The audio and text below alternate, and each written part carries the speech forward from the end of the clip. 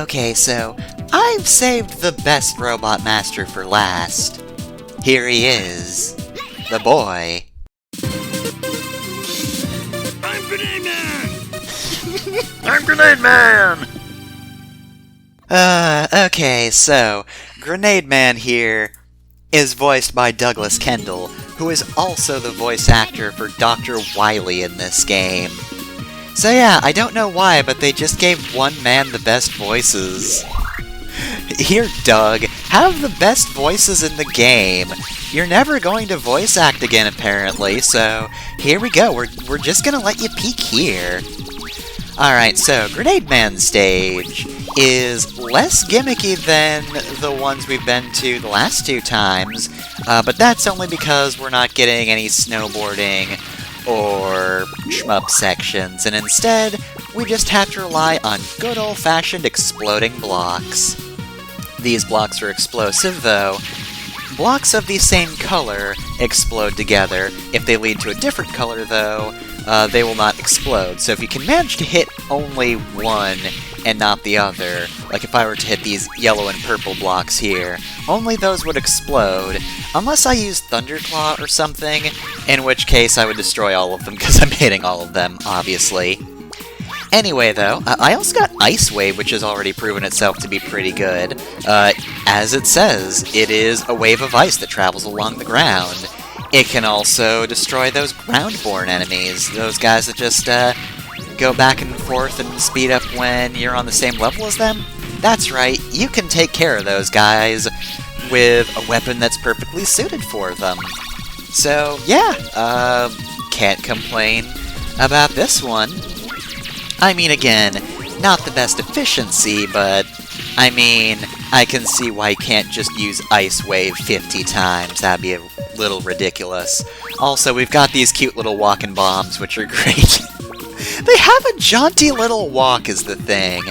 These normal bomb platforms you've seen in the Mega Man games before. They've appeared before, they will appear again. But some of them walk, and they're adorable. Let's see if we can find more. Obviously, there aren't going to be any here.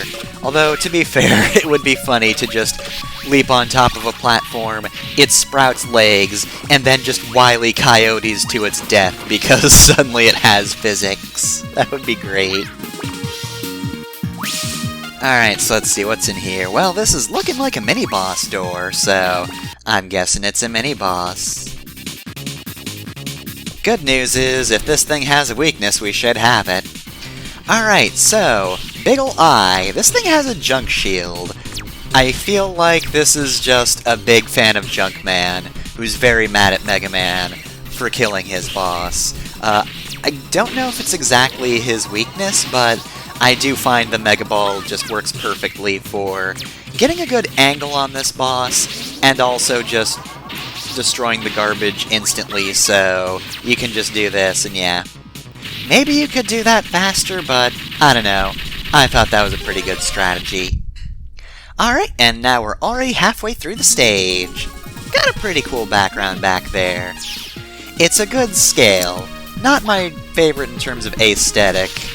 If you've watched me play any Mega Man game, you probably could have guessed that, but I do love what they do with the layering back there. It just looks like the claw looks so cool against the background even further away. Also, yes, these hammers are a pain. They're in your way a lot more frequently than you might guess, given their movement speed, but no, trust me, they're moving fast enough to be a pain. Alright, there we go. Give him the old razzle-dazzle platform. Oh, it respawned. I should go over and press it again. But I didn't. I was in a hurry. Alright, so we need to rely on this enemy right here to blow up these blocks. Some of these blocks were in the stage just, you know, a few screens ago, but we don't have a fire weapon, so we can't make use of that. However, now they're an obstacle. Use Thunderclaw to stun the little shoots here that will spawn the fire enemies, who will then attempt to murder you by blowing up the platforms you stand on. This is a pretty tricky section if you don't have many tools for it, and even then, at the end of the day, you also have to let these explode and just kind of sidle up on over here. The explosion itself won't hurt you, however, of course, it will send you careening into the abyss if you're on top of the platform 9 times out of 10, so don't be on it. Anyway, though, yeah, they are a sudden obstacle, and it's very tricky. I'm gonna be honest, I really don't know what a good first level in Mega Man 8 would be. I mean, I guess there's an intro stage, to be fair, so that kind of negates the need to think, what Robot Master do I need to take on first, but I still think it's kind of an important thing to keep in mind, and, yeah, Mega Man 8's 4 Robot Masters are all kinda tricky. Or at least their levels are, if they themselves aren't. Grenade Man, though, is a very fast boss. He's very aggressive. Pretty fun to fight. His audio tells are probably the most important ones here, though they still kind of tripped me up.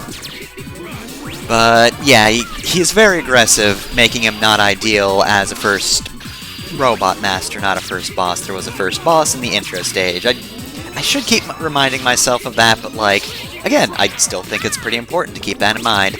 Anyway, when he's mostly dead, Grenade Man will change up the battlefield, but it doesn't really help him because he doesn't do it halfway to his death. He does it, like, when he's got a quarter of his HP left.